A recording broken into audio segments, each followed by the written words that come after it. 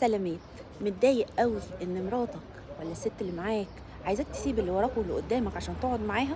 لا عايزاك تشتغل ولا تشوف اهلك ولا تشوف صحابك ولا تروح القهوة ولا تعمل اي حاجة من المسؤوليات اللي عليك وتقعد معاها؟ متضايق؟ اهي الست في الحالة دي في اول مرحلة من المراحل اللي بتخليها تمشي وتسيبك. الست عشان تسيب الراجل اللي معاها بتمر بثلاث مراحل.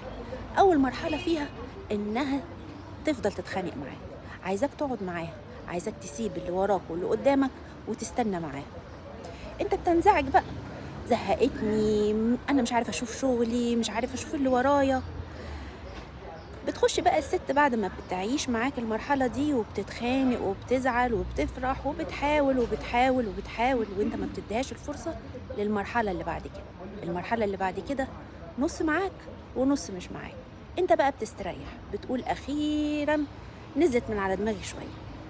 بس انا بقولك ما تستريحش، هي دي مرحله وسط بين مرحله الخناق والمرحله اللي جايه.